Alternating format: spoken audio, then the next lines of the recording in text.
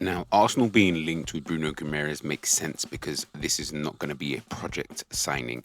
This is not a midfielder you bring in hoping he might be ready in 2 to 3 years. This is a Premier League proven midfielder in his peak years, already used to the speed, the physicality, and the chaos of English football. And with Arsenal, the question is not just, is Bruno a good player? Real question is, what does he give Mikel Arteta's midfield that Arsenal do not already have? Because Arsenal already have the structure, they already have the control, they already have the Declan Rice's power, Martin Ødegaard's creativity, and the system that can dominate territory. But Bruno gives them something slightly different.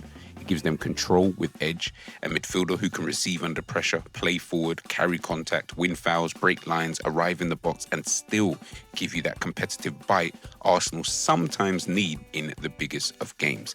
That is why this one is an interesting deal.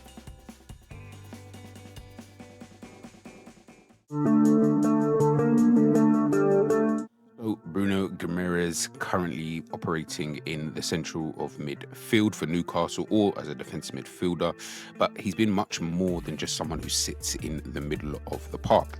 He's a leader, he's been the connector, the player who links defence to attack, the player who gives Newcastle personality when the game becomes messy, and that player who can drop deeper to help the build-up, then still push forward and affect the final third.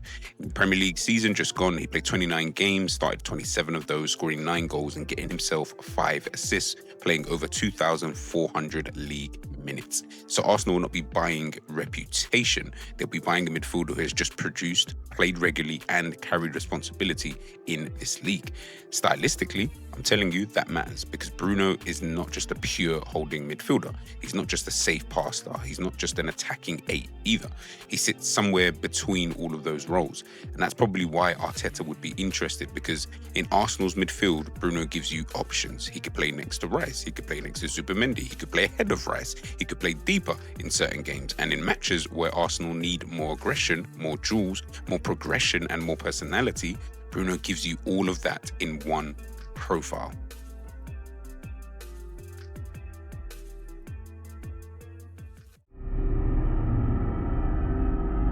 So when we're looking at the style of play, the first thing with Bruno is that he wants the ball. He doesn't hide behind opposition midfielders. He will take touches under pressure, use his body, draw contact, protect possession, and then try to move the game forward.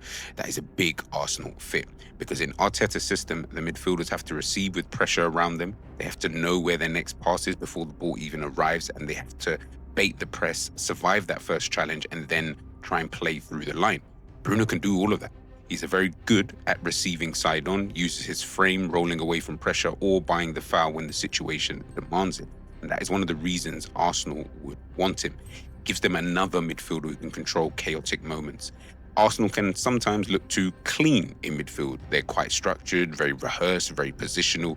That is a strength, of course, and that's what helped them to win the Premier League and get to the Champions League final. But sometimes you need someone who can break the rhythm of a game. And Bruno does that. His passing profile is also a major part of the appeal. He's not just recycling the ball from side to side. He plays forward. He looks for the early pass into feet. He can switch play. He can clip passes into the channels. He can find the attacking midfielder between the lines. And he can move the ball quickly enough to turn a defensive phase into an attacking one. That matters for Arsenal because when teams, of course, sit deep, the first pass through midfield is everything. So, for example, if the ball into Ødegaard or a Saka, a Havertz or a Martinelli arrives 1 second earlier, the whole attack changes. And that is what Bruno can add.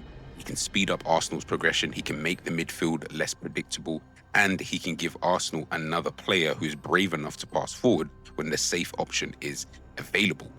Now we're looking at his attacking side. 9 league goals from midfield, it's not something you ignore because Bruno is not just a deep controller. He can arrive late around the box, as I mentioned. He can shoot from the edge, he can attack loose balls, he can combine in tight spaces. And because he is comfortable starting deeper, defenders do not always track him like they would a pure attacking midfielder. For Arsenal, that gives Arteta's another goal threat for midfield. That is important because if Arsenal want to keep evolving, they cannot rely on the front three and potentially Ødegaard for the final third out. They need midfielders who can arrive. Rice has, of course, added that to his game. Bruno would add another version of it. And we're looking at the defensive side.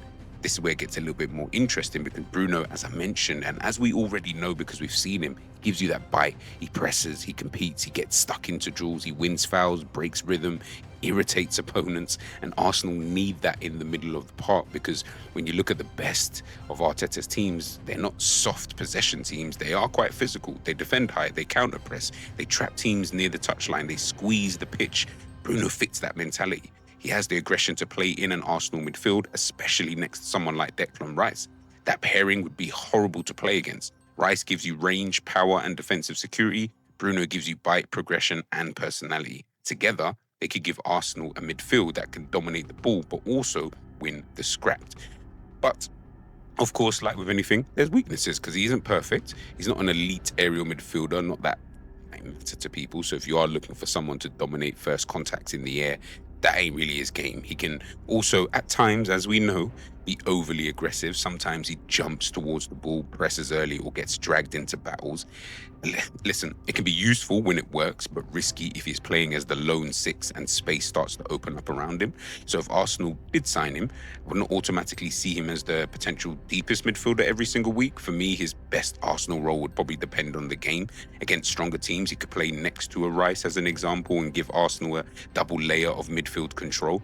Against deeper teams, he could play as an 8 and give Arsenal more forward passing, late runs, and final third threat. And in certain matches, he could play as the 6 if Arsenal want more progression from deep. That's his value. It's not just one role, it's the flexibility. The concern, of course, at this moment in time is the price, the age profile, and whether Arsenal want to spend big on a player who's already 28 years of age. But stylistically, the fit is obvious. Bruno gives Arsenal experience, aggression, ball progression, goal threat, and Premier League certainty. He is not the neatest midfielder in the world. He is not always risk-free, but he gives Arsenal something they do not have enough of: a midfielder who can make the game ugly and still play football.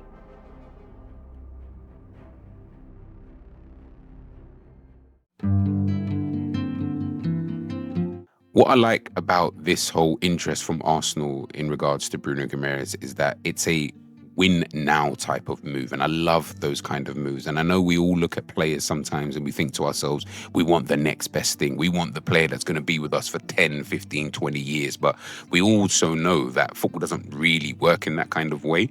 So sometimes when you look at players like a Bruno Guimaraes, and you're talking about a team like Arsenal, a team that's kind of already set in the way that they play, the structure that they have, the team that they have, and the squad players that they've got there, bringing in someone like Bruno Guimaraes just makes the most sense. As I mentioned before, he gives Arsenal that control, aggression, and progression. And probably vitally is he brings that Premier League experience. I know sometimes we can overlook that. Sometimes we over-exaggerate what that experience actually looks like in a Premier League team, but it is quite important, especially to a team that is already thriving at this moment in time.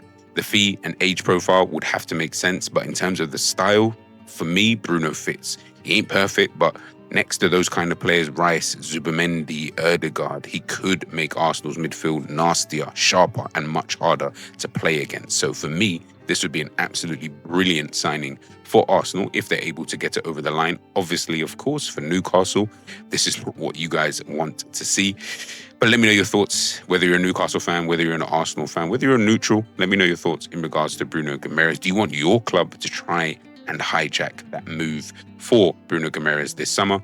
Let me know. Keep the same energy. Stay blessed. And I'll catch you real soon. Peace.